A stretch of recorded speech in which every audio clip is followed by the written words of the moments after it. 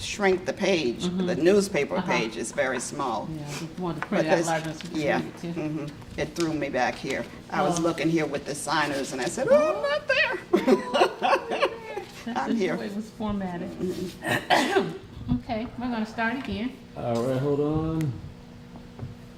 All right, I am rolling. And I think I'm gonna just ask you, tell us about how you came to craft the appeal. And if you can start the sentence by, I started writing the appeal, or it came to me, something to that effect. Okay. Okay, how did you come to craft an appeal?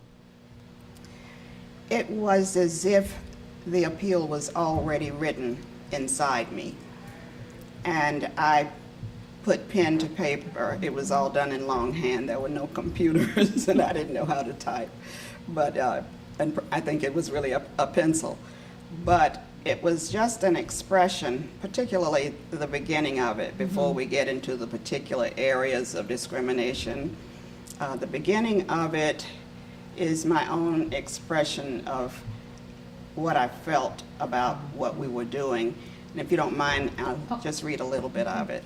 It says, "We, the students of the 6 affiliated institutions forming the Atlanta University Center, Clark, Morehouse, Morris Brown, and Spelman Colleges, Atlanta University, and the Interdenominational Theological Center, have joined our hearts, minds, and bodies in the cause of gaining those rights which are inherently ours as members of the human race and as citizens of these United States. We pledge our unqualified support to those students in this nation who have recently been engaged in the significant movement to secure certain long-awaited rights and privileges.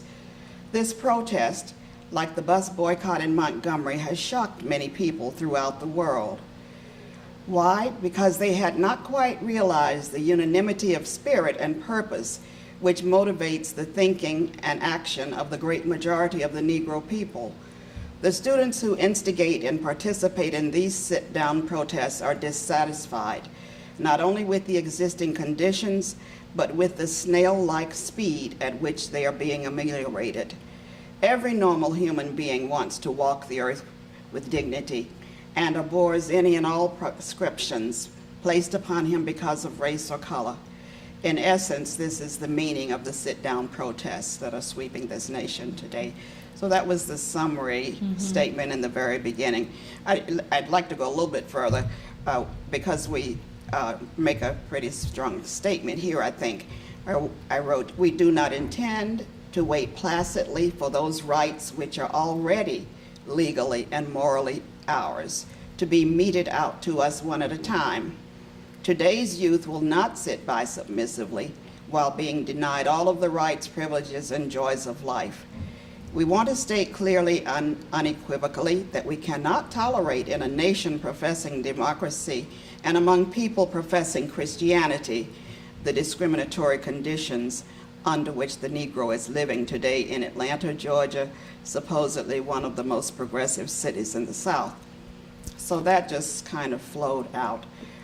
We had statistics from a publication, I think it was called Second City, but we went on to talk about discrimination in education and how little money is being spent on Negro children as opposed to white children, and how in the realm of higher education, the state of Georgia would rather pay for a black student to leave the city, the state, to go to college rather than let them attend the University of Georgia, those kinds of things, and about jobs and housing and voting and so on.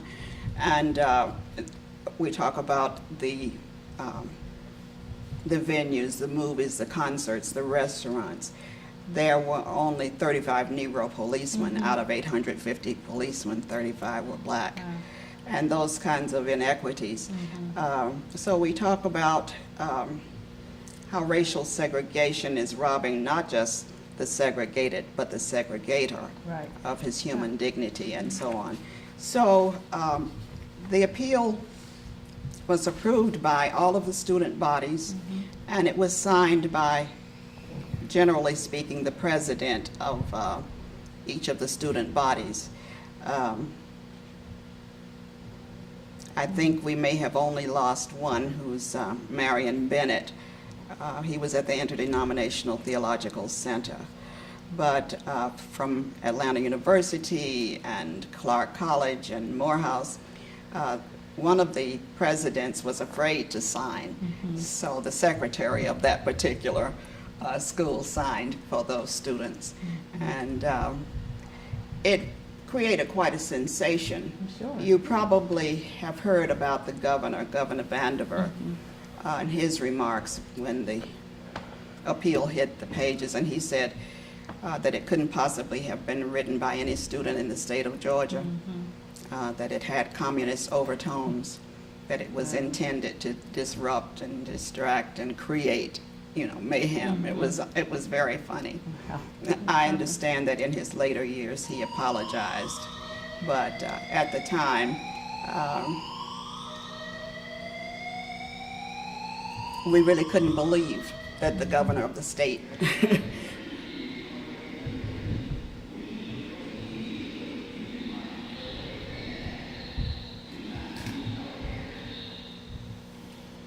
What did they say? leave the building immediately. Again?